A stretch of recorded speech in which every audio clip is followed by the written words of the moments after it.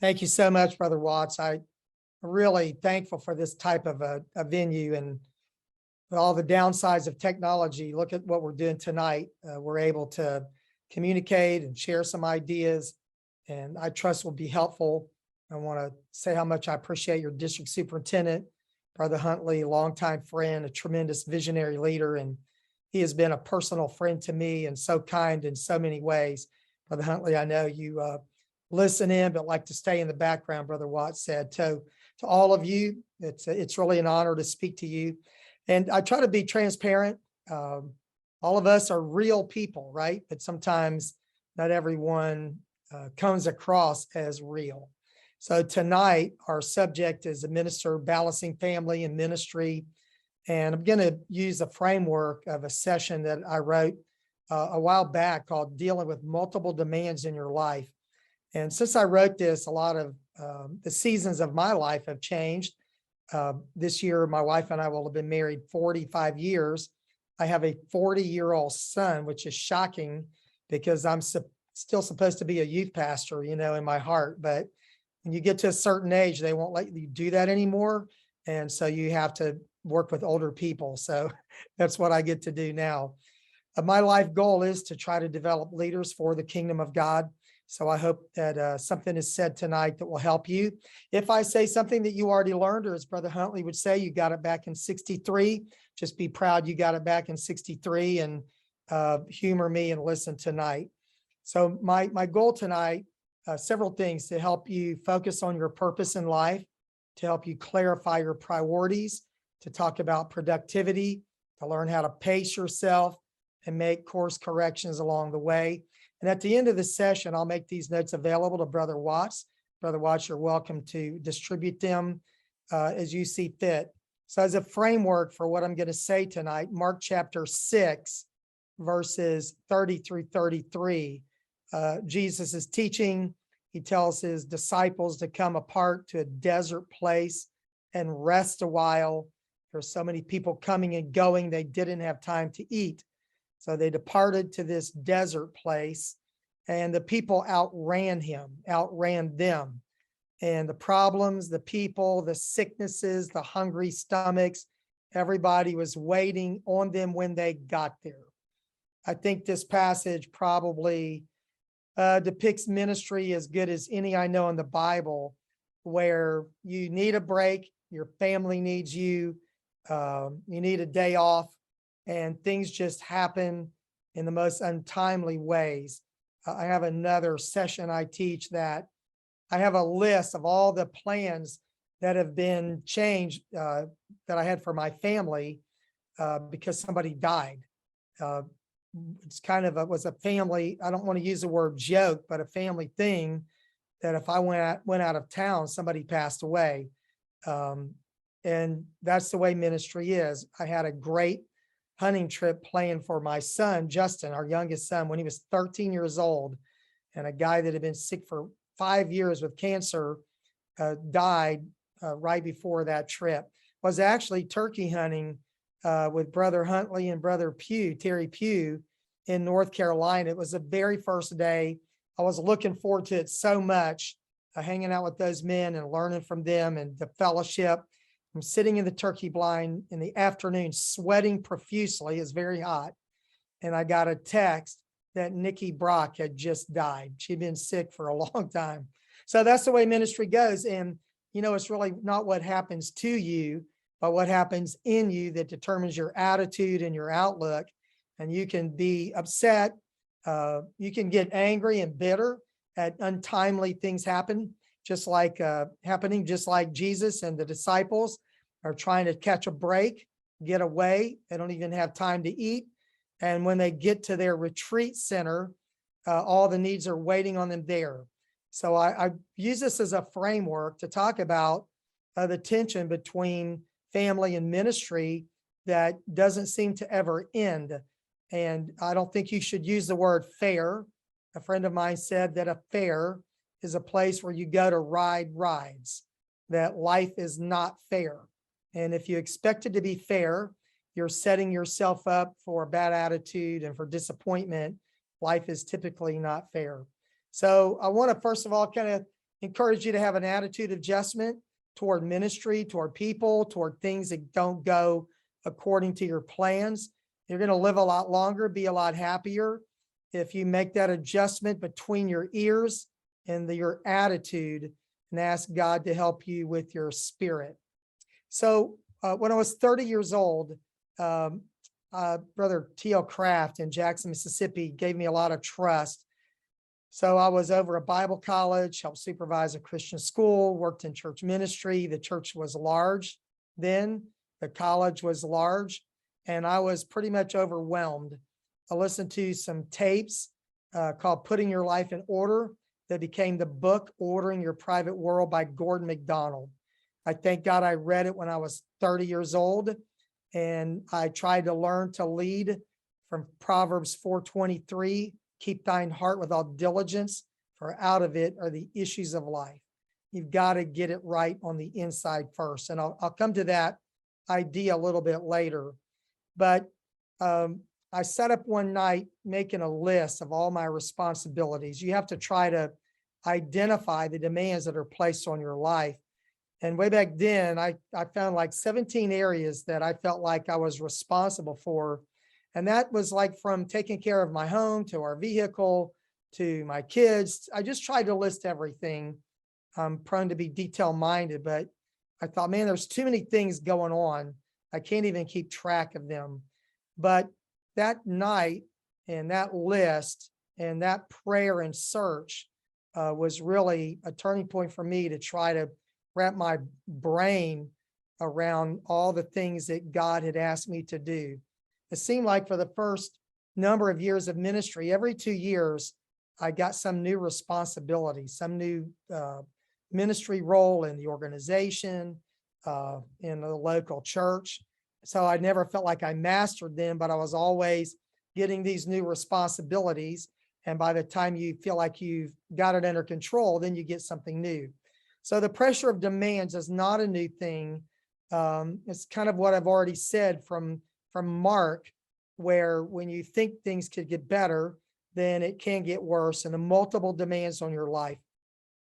My staff learned a quote that they shared with me, that some things are problems to solve and some things are tensions to be managed.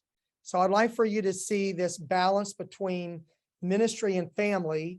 If you get this right, if you try to get this right, even though they seem to be competing, they're intended to be complementary. And if you think you're ever going to solve this, you're going to live with a lot of frustration.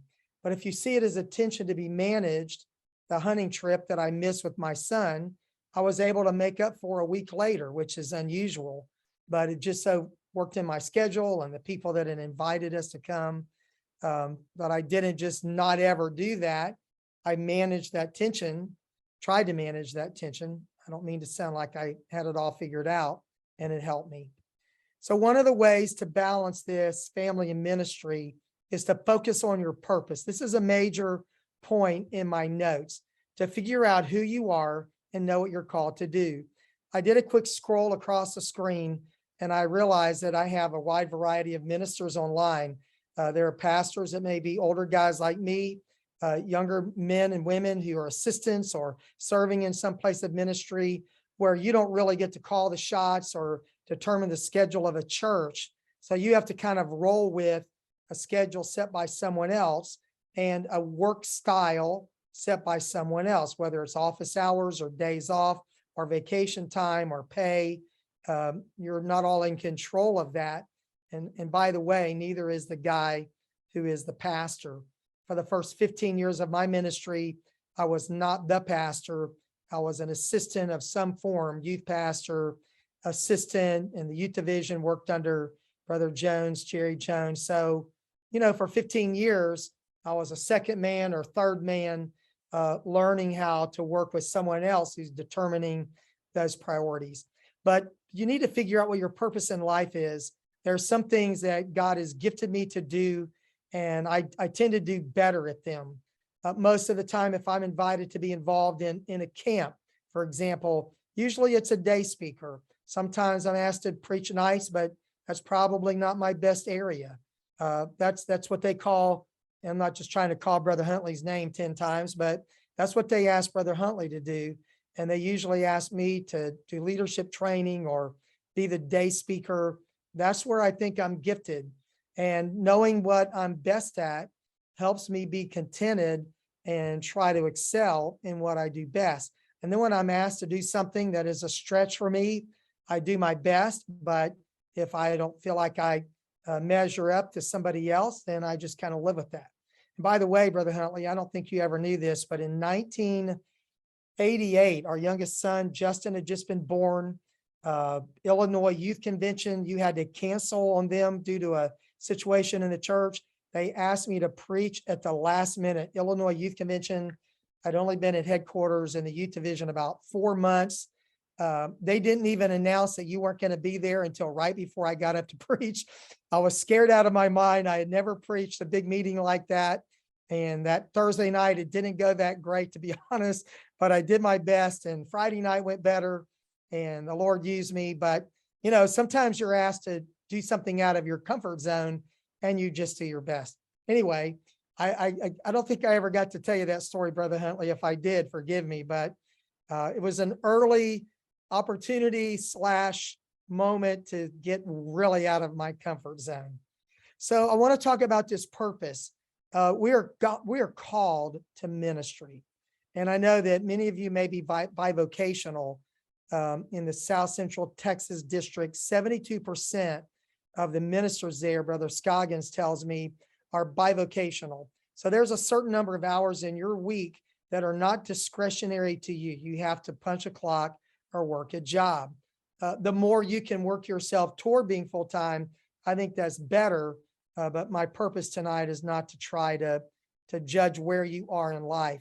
But I do believe that as preachers, we are separated to the gospel, that our time is not our own, that we should slim down extraneous activities that are not aligned to our purpose. We should try to do the things that are aligned to our purpose, even recreation. I like to do outdoor things, but that should not become your passion. Your passion should be ministry. Your passion should be walking with God, and whatever you do recreational should help revitalize you and renew or recreate your passion and energy for the work of God. It shouldn't take away and sap all of that. Side interests, and whether they be business or avocations like pastime, should not cause you to take your eye off the ball of being a God-called person to serve in ministry. In Romans 1:1, Paul said, a servant of Jesus Christ, called to be an apostle, separated unto the gospel of God. I believe that my calling separates me to focus my life on the calling. And Paul warned Timothy in 2 Timothy 2:4, that no man that warreth entangleth himself in the affairs of this life, that he may please him who hath chosen him to be a good soldier or a soldier. So it's so important to know your purpose, focus on your purpose, try to, as much as possible, I want to say diminish or minimize distractions and things that compete for that call of God in your life. You've been drafted into this army, into this spiritual warfare, and do everything possible to not be all tangled up in the things of this life that are not necessary to you. That's your purpose in life, and it's super important. Part of this purpose has to do with your strengths and giftings. I've already alluded to this, but for me, my background has been youth ministry, family, training. I tend to love working in teams. I can be creative, not artistically, but with programs. And I feel like from early on, since I was about 30, that I knew that my life goal was to develop leaders for the kingdom of God. I've always had a passion for missions. And for some reason, since my first year of ministry, I've had some organizational job. So I'm okay with long meetings and board meetings and planning. I default to that. I don't dread it. I like it. Some people hate it. So I feel like I'm just wired to do that. And when opportunities come my way to serve, I try to hold them up to my calling in my purpose in life to see if that's where I fit. I don't just say yes. I try not to say yes to everything that comes along. Sometimes I have, and I've been sorry I agreed to do things that are not in my zone or not in my ministry sweet spot. But knowing who God has called me to be, how he shaped me, helps me to know what I should really do with my ministry, the opportunities I say yes to, and the things that I decline. So that's your purpose. So I want to talk a little bit about your priorities. There are some things that are demands on your life that you cannot control. I mentioned those 17 things. I have them in a list and a file, a physical file somewhere. Back then we didn't have laptops. So it's handwritten somewhere, maybe typed up. But there are some things that are non-negotiable. And you should reconcile yourself to the fact that much of life is unromantic, routine, and mundane. And you should keep a good attitude about the demands that require your attention and your maintenance. You can get a bad attitude about having to rotate the tires on your car or change the oil. But if you don't take care of those maintenance things, down the road, it's going to cost you more money. The same is true with finance. The same is true with your walk with God. The same is true with your marriage. The same is true with your children.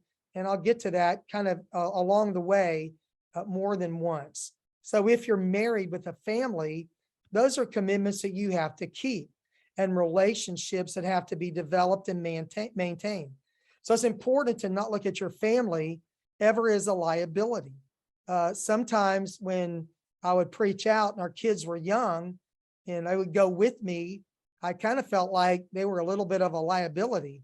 3 little boys in a hotel room, and you turn the bathroom into a prayer room, and pardon me, but the toilet seat into an altar bench, and you pray in private and you've got your family with you. But all these years later, I see how God has blessed our family, and my boys are now an asset to me. Our daughters-in-law are an asset to our family and to our ministry, because early on, I felt like that was an investment, not a liability. So your healthy family serves as a model for ministry. If your marriage and your family are dysfunctional, that's the basis of how you minister to people. So super important that you see your marriage and your family as relationships that rejuvenate you for ministry, not sap you. And you, if you're married, you and your spouse should do everything as possible to make your home a sanctuary where you don't come home to more stress, but you come home to a stress-reducing environment. Now, I know that sounds ideal. I know it's not always that way, but that is a high goal to make sure that those relationships are important. If you are working in a subordinate role as an assistant or an associate pastor, then your pastor, the person you serve under, needs to know where you feel like your strengths are. And then you need to clarify that pastors serve him better to do a good job in the church. Don't guess at that. Know your strengths, know his priorities, and know how you can best help serve that church. I've learned that you'll either be controlled by pressures or by priorities. So if you don't live by priorities, pressures are going to gobble you up, and there's not going to be anything left of you to serve effectively in ministry. So no one has more than 24 hours in a day. I'm sure you're aware of that. And I've learned that you can waste your time, you can spend your time, or you can invest your time. And when you waste your time, it subtracts from your life. It saps your energy. It decreases your influence. To me, wasting your time is doing anything that has no eternal value. It does not invest in a person. It has no relevance to your purpose, and it plays no role in rebuilding your energy. So in other words, it doesn't do anything that has eternal value. It doesn't make you better. It doesn't help another person. When you spend your time, to me, that's doing those things that are necessary. I've never derived a lot of joy from paying bills or filing taxes, but I've learned that it beats going to prison. I've never been to prison, but I pay my bills and take care of my taxes and try to maintain my home. For me, if it's pretty, that my wife is happy. If it has a good roof, then I'm happy. I want it to be a sound structure. And although I don't like doing that kind of stuff, I'm not good at it. I know I have to take care of them. Those are areas of responsibility in my life. So when you spend time doing necessary tasks, I think you should do them in the most effective manner possible. Don't let a 1-hour job grow to a 3-hour job because you don't like it. Try to find the most effective way and systematize routine tasks, or find somebody to help you with them, and budget a specific amount of time to do those routine tasks so that you don't just drag it out for a whole night. So your time and your energy are limited, so you should spend your time wisely. The third thing, I said you can waste your time, spend your time, or invest your time. To me, investing time relates to activities that bring spiritual profit and multiply. Just like investing money grows for you. When you invest time, it adds more than it subtracts. So time with your spouse and your children is an investment. I should have said first that time with God is an investment. And I'm not talking about time working on a sermon or a lesson, but time spent with God in devotional prayer, in reading. And Gordon MacDonald, all those years ago, he called it offensive study. You're studying to learn, you're studying to know. He called defensive study, studying to prepare to speak. So we really want to live out of the overflow more than we just prepared late Saturday night, but we haven't really walked with God through the week. And I'll throw a T.W. Barnes quote in here. It's not part of these notes, but T.W. Barnes said years ago, he's passed away, of course, but many men have failed God working for God, but no man has ever failed God walking with God. So if we walk with God, we'll have the resources to work for God. But if you work for God and not walk with him, over time, you're going to be disconnected from the source of your spiritual strength, and you're going to dry up and die. And we've seen people that seem like everything was great in their life, and then it's like they imploded and you wonder what happened, but they neglected that inner world that Proverbs 4:23 talks about. When you develop a skill, it is an investment in yourself. When I went to Bible college, I thought I was wasting my time. I didn't realize I was investing my time. So when you read, when you study, that's an investment. When you train other leaders, it is multiplying your effectiveness in your ministry. I don't want to get into this too much, but there are some people that when you spend time with them, you are multiplying your ministry. There are other people, when you spend time with them, you're dividing yourself or subtracting from yourself. They're draining from you. That is part of ministry. Paul said, I'm willing to spend and be spent. So sometimes we are spent in ways we did not choose. That is part of ministry. And that's where you keep that good attitude I talked about at the beginning. So we want to try to invest time. And there are people who add value to you, like your family, your close friends, mentors, people who train you. And there are activities that add to you, like prayer, Bible study, being trained, reading, and true recreation that rejuvenates you, I think is very helpful to you. There are events that add value to you. I think is great being at district conference and gatherings in your district. If you're able to be at general conference, it's super important for you to be connected to the larger body of Christ. When lots of preachers gather together, I just know that God is going to speak to them and you're going to be strengthened and encouraged. So I think it's very, very important. So I'm talking about priorities, wasting, spending, investing. And I think it's important to list the priorities of your life. And while no day may really live up to your expectations, I learned this saying years ago that you should try to press order into the disorder of your life. Life tends toward disorder, like muscles tend toward atrophy. So if you press order into the disorder of your life, you realize you're fixing it all the time. That's that tension to manage. not a problem to solve. So many years ago, like when I was really young, and I'm calling 30 really young, I established these 4 priorities. My number one priority in life is to walk with God, to lead a Christ-like life. I want to be a holy man of God. That's my number one priority. And if I'm not living up to that priority, I can tell that stress gets to me more than when I'm not. It's like the draining away of that underground stream.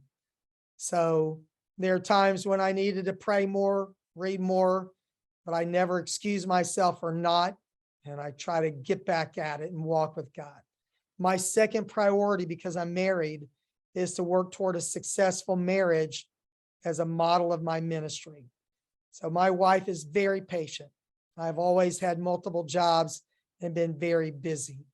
I appreciate my wife being an incredibly patient wife, and not in light of this session, but she and I were just talking about this maybe yesterday afternoon, eating dinner, how thankful I am for her. My third priority was to raise godly children as a heritage of the apostolic faith. Now, I wanted to make sure that we did everything possible to raise our boys to love God. And I want to just say here that, you know, in the story of the prodigal son in Luke 15, you could say that that younger brother had a perfect father, if it's typical of God. And the older brother, who had a really bad attitude, he had a perfect father. So people can make their own choices, you know, and condemning people or living with all kinds of regrets is not going to help you do better tomorrow, but making changes where you can, and the earlier, the better. Start investing. If you guys are, you ladies, whoever's on this call, I'm looking at notes in one clip of a screen, not everybody here, but while you're young, you need to spend time with your kids. Don't wait till they're 12 to build a relationship with them. Build that relationship really, really young, and take time and push back on the demands of ministry as much as possible. I've already established there's no perfect day, no perfect world, no perfect people, but you want to really try to build a hedge around your home, around your marriage, more than anything. Walk with God, your marriage, your family, that's it. My fourth priority is to fulfill my calling in ministry. Now, I've had people disagree with me with this, but back in the old days, it was called Reaganomics, trickle-down economics, that if you get it right at the top, then that trickles down. So in other words, in the reverse illustration of Proverbs 4:23, keep your heart with all diligence, for out of it are the issues of life. It's the wellspring of life. So out of my walk with God, I minister to my marriage. Out of my marriage, you know, I told a couple recently, the most important thing you can give your kids is a good marriage, and you're not giving them a good marriage. Those people will remain nameless. But you know, my boys needed a good marriage. They needed to see my wife and me model a healthy relationship. So God, marriage, family, if you have those relationships, and then ministry. And now I minister as a full-time pastor and a part-time official. I spend way too many hours working. I admit it. My wife knows it. That's just what I do. But that is not the highest priority in my life. And when my family needs me, I try to carve out time. Now, I'm not trying to talk fluently out of both sides of my mouth. Ministry is demanding, and my ministry is extremely demanding. But I really try to push back and make sure that I walk with God, marriage, family, ministry. And when I became pastor here 27 and a half years ago, I followed a not so good situation. And I told the board that was considering me, and I told the church before they elected me, that if you ask me to be your pastor, these are my priorities: God, marriage, family, ministry. And I'm going to fight for those priorities. And that may not seem, I may not be as good a pastor in a week or a month or a year is if I reverse those priorities, but over the long haul, if you'll give me time with God and my wife and my kids, I think I'll be a better pastor over the long haul. And not because I've done it perfectly, but because I fought for those priorities. I feel like God has honored it, and that's really worked. So in this thing of priorities, you either live by pressures or priorities. Someone else is going to set it for you. I told a young minister just the other day, no one is going to walk with God for you. No one's going to think about that for you. No one's going to give you a healthy marriage for you. That's your responsibility. You are a steward of your soul. You're a steward of your marriage. You're a steward of your family. So don't expect people in your church who have a problem or have a physical need or whatever to really fully understand the demands of your time. Be gracious, keep a good attitude, but fight for those priorities. All right. I'm going to give you 3 words, and I'm being kind of slicing this another way, and I'm trying to hurry a little bit. There are some things that are requirements. They're obligations that you have to do, whether you like them or not. There are things that produce a return.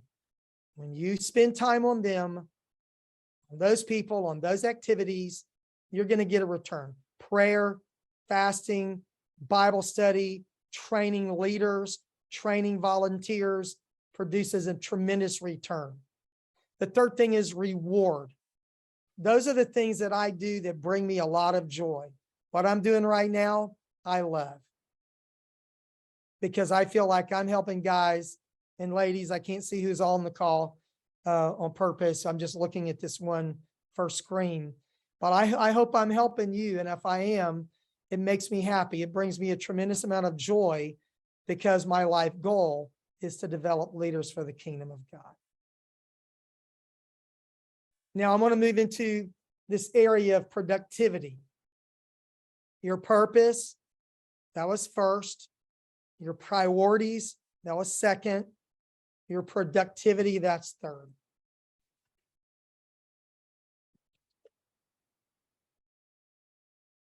And I will send these notes to Brother Watts. You're welcome to send them out.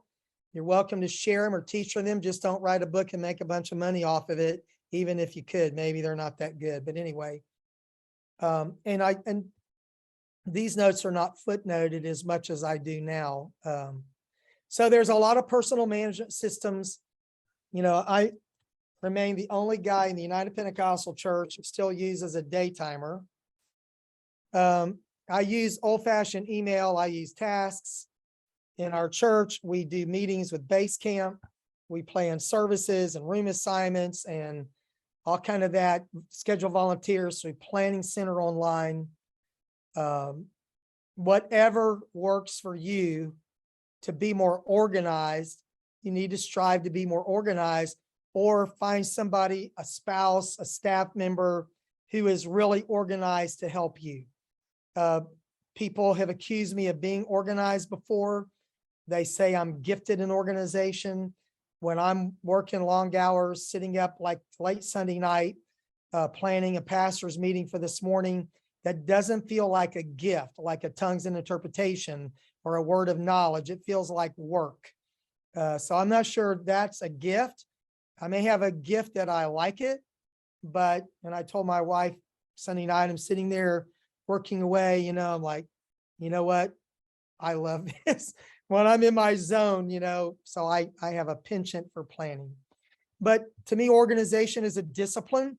You may not be a great organizer or an organized person, but you need to function and you need to find people around you and have their respect, because it matters to you that things are done in an orderly way. So part of that is creating systems for routine tasks, things that occur daily, weekly, monthly, annually. Set up files and reminders. This session tonight, I set up in Google Calendar and I put multiple reminders, notifications by email, so I wouldn't forget. And when Brother Watts sent me the details, I copied it and pasted it into my calendar so I would have it there. Now, I know that's not rocket science or my favorite mixed metaphor. I know that's not rocket surgery, but it's just simple stuff. It's not that hard but it's kind of hard to do. If there are things that are repetitive, find a systematic way to deal with them. In your church, in your ministry, have simple, clear policies, checklists. Easter is a week away. I hope you've been working on Easter for months. My first reminder for Easter comes up the second week of January. So the second week of January, I'm bringing that to my team. Okay, I'm praying, I'm thinking about a theme and working on my sermon. I've already written an article. We know what photo ops are going to be, what the service order is going to be, and you work toward it so you're not freaking everybody out. We're in the middle of our vision campaign, and so we've been super busy, and honestly, Easter has not gotten as much attention as it should, but everybody has a reading guide for the week, and everybody has an opportunity to give out invitations to their friends, invite them to church to celebrate a new day, our theme for Easter. So, I just happen to be laying on my desk, by the way. If it's repetitive, systems do not eliminate creativity. To me, they free your mind to be more creative rather than you doing things at the last minute. The next point we're talking about this productivity is to make the best use of your alert time. I am not a morning person. I get up early a lot of mornings, but I'm like pretty energetic, even as a little bit of an older guy.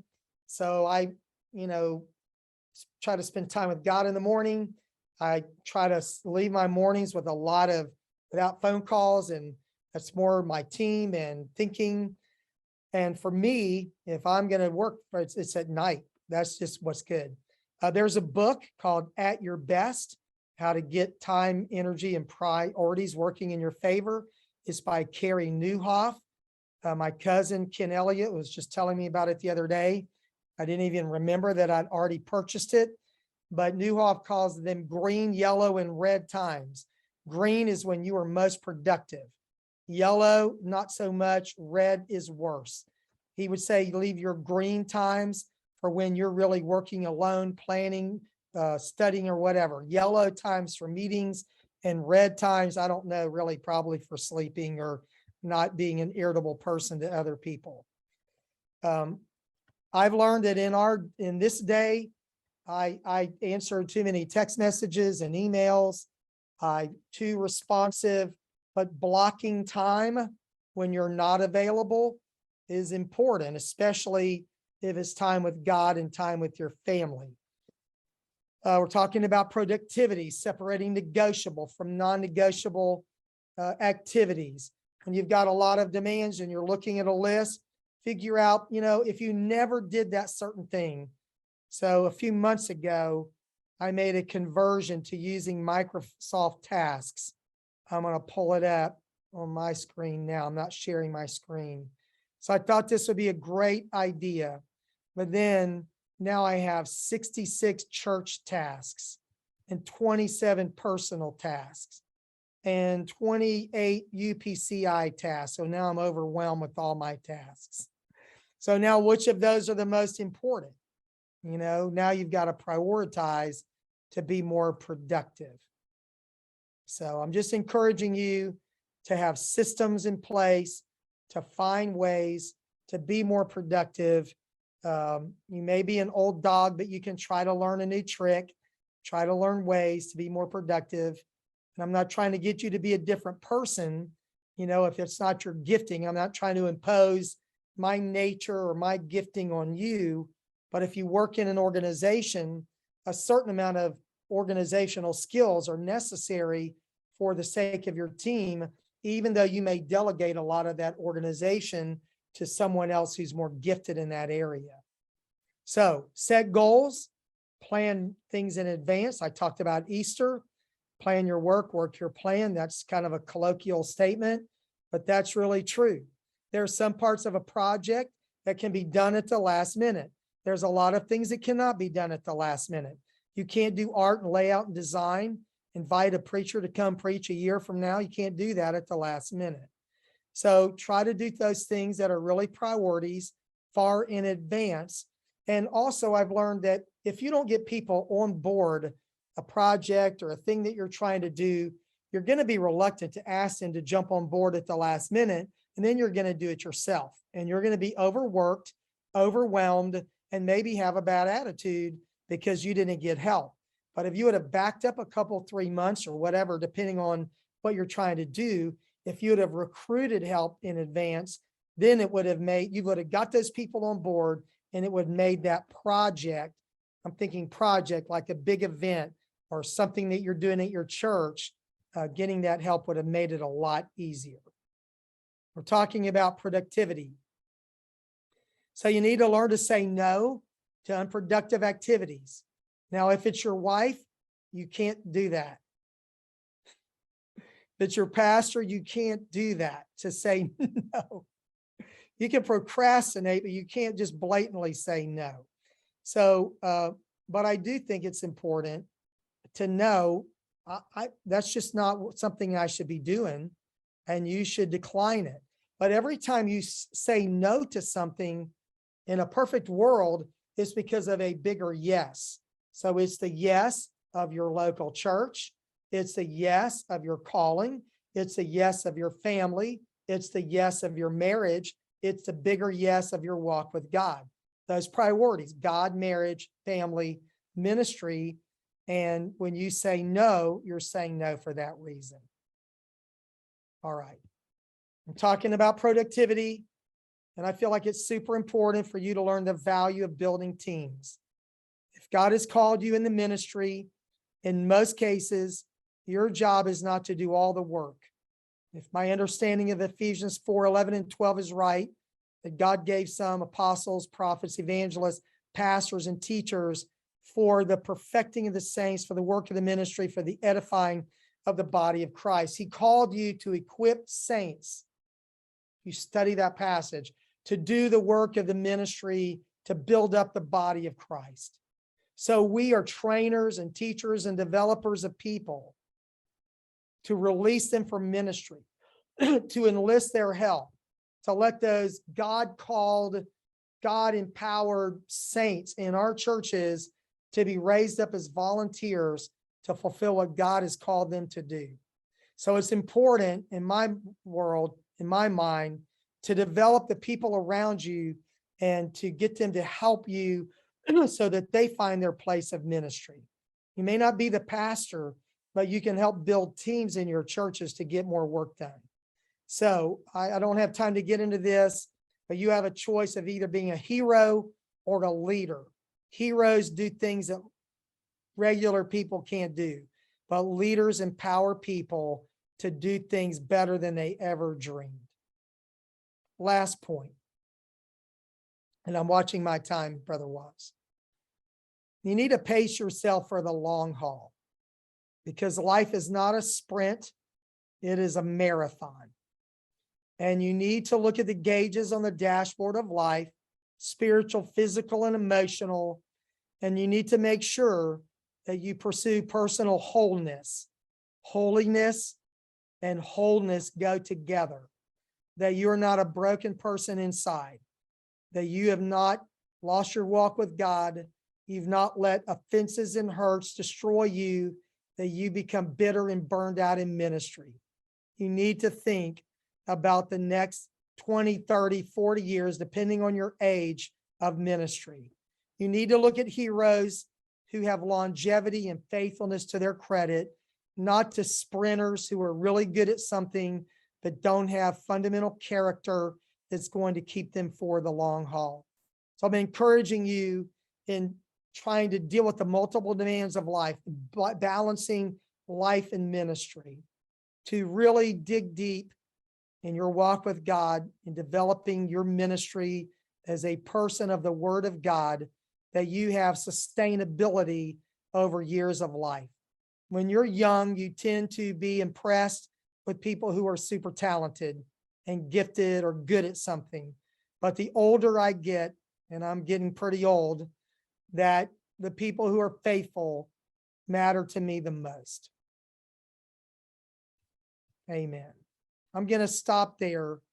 I could go on about a few other things, about looking back, look inside, looking ahead. But I'll pause there. Brother Watts, I'm open for questions if anyone has a question. And my time is fine. I'm more concerned about your time frame there. So when All right. people need to go, they can go. Thank you so much, Brother John. Such wonderful material. And just as a side note, when he sends that information to me, I will distribute that to the email list for this training session. If you want to ask a question, you will need to unmute your microphone. It would be nice if you also unmuted your video, if that's a possibility, and be able to ask Brother Johns any questions that you have about the material that he has taught tonight. That's wonderful, wonderful thing. So again, you would have to unmute your microphone to ask a question. And I know that's a lot that I've said, so hopefully can go back and review the material when I send it.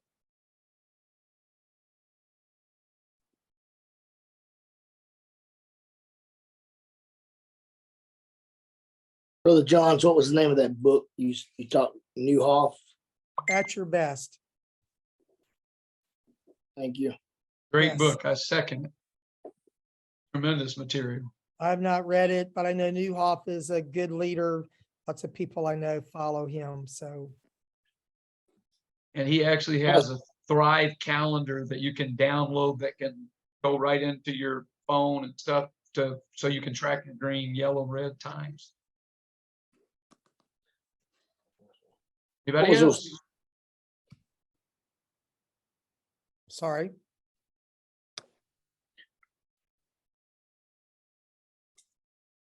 Here's Very somebody good else. stuff. Oh, Brother Delaney. No, I was just saying it was great stuff. Thank you very much. All right. Well, and it's part of me, Brother Kraft, Brother T.L. Kraft, my pastoral mentor. He said, it takes 20 years to be at a church, 20 years. So I'm going to reveal my age, 67. So when you live 67 years, some things that are kind of, I believe they're based on principles. What I'm going to say, maybe some people see it as a theory, but I think it's principle-based living. And I honestly want to make sure I don't come across like pretending to be an expert at this, at life. But you look back and you're like, oh my goodness, of all the things I could have done better, I think I had that right. God, marriage, family, ministry. And it wasn't original. Somebody taught me that. So good. Anybody else? Yes, I had one question. Now,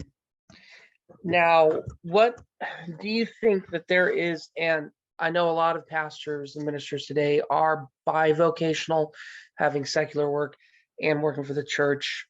Is there, what would you say the advantages would be when ministers are able to not be bivocational, but be able to devote all of their time to ministry and not have to, juggle ministry, secular work, family, I've heard a lot of different opinions from many ministers on that fact. I just wanted to hear what you think about that. What I think about that is that what I think about it kind of doesn't matter. And I have always been, since I graduated from Bible college, I've been full-time in ministry. A couple times through the years, I got involved in some little side business thing. It usually goes, it's a terrible idea. Even my brother and I, one of my brothers is a pastor, one is not. I'm just not supposed to. But I know men that are very godly people that are also business people that I don't know that I walk with God as close as they do. So I've learned to be non-judgmental about that. But there are some principles. One is that you should not entangle yourself in the affairs of this life and that you're called to be a soldier.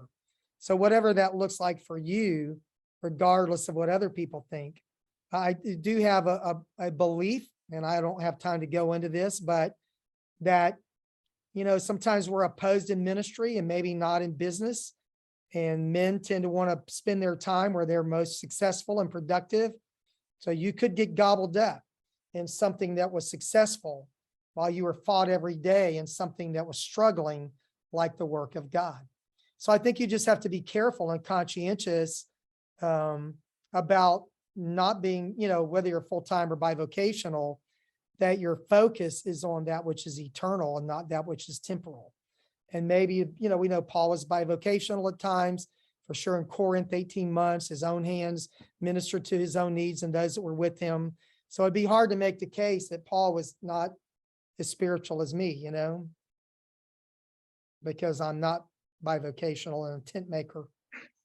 So I think with that, Brother Scoggins, South Central Texas District Superintendent, told me that some of his district leaders, they're doing some studies on bivocational ministry, and through North American Mission, Scott Sistrunk, we're actually going to try to produce some curriculum that could help give guys a path to go full time. So that's part of Strategic Growth Initiative, which Brother Bernard asked me to be over.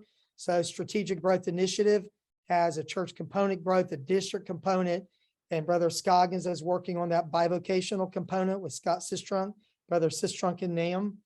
So that's not an area that I would be good at, it's not my background, but his district leaders that are bivocational, they're spending like 80 hours a week between secular employment, district work. And I want to say, he said, that's not even their church, but that might include their church. So now you're getting into an unhealthy number of hours that you're working. Thank you. I just, I went to, when I went to Bible college, and I went to the ABI, and a lot of our teachers, really talk, like if you want, if you, that not having not being bivocational, that if you're able to be full-time, to try to pursue that, just because it does free up your time and help you stay focused on what God's called you to do. And so I wanted to hear your take on that, because that was many years ago that I went. So thank you. I appreciate it. Well, like I say, it's simple math by the hours. Some people are super productive in the time they have, and God uses them in their communities and through their business. So again, I know what I'm supposed to do and I know what I'm not supposed to do, but I don't feel that I should judge another man's servant, as the Bible said, because you work for God and not me, that kind of thing. Brother Watts, back to you, or any other questions? All right. Amen. That was a great question. I think there was someone else that was starting to ask a question about the same time.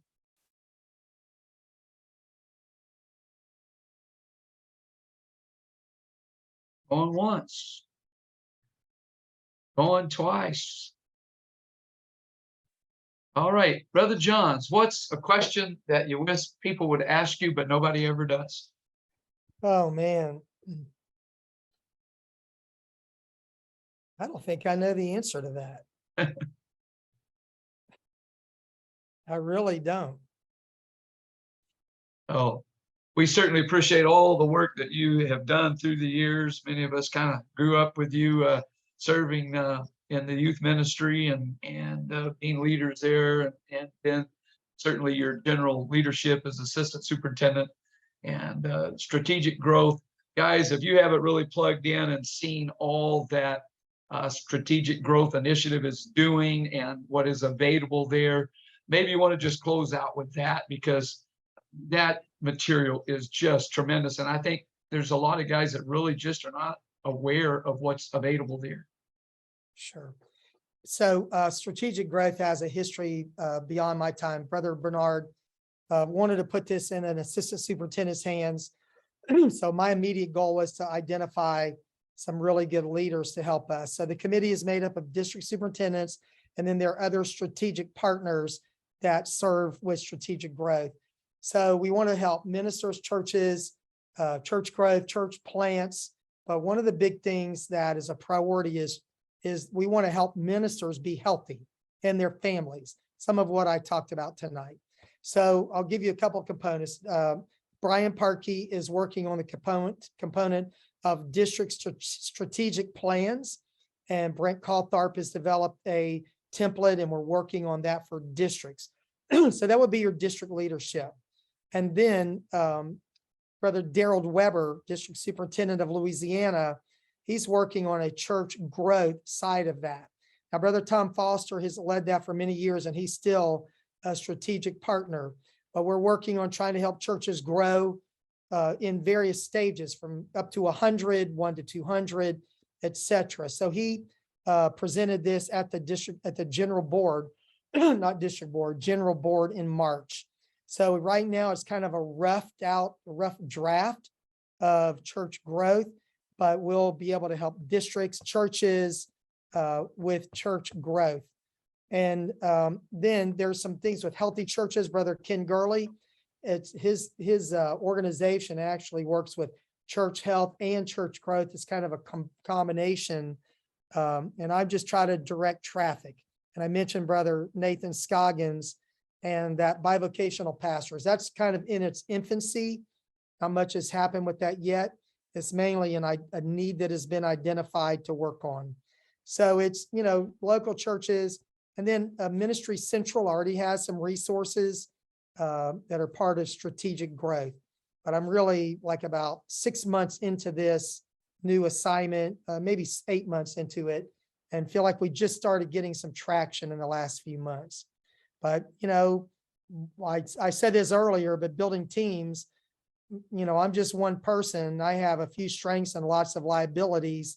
So if I can find guys and get them in their zone and turn them loose, they can do tremendous things. So it's kind of a way I try to lead. Sometimes I do a better job than others, but that's what was happening with strategic growth.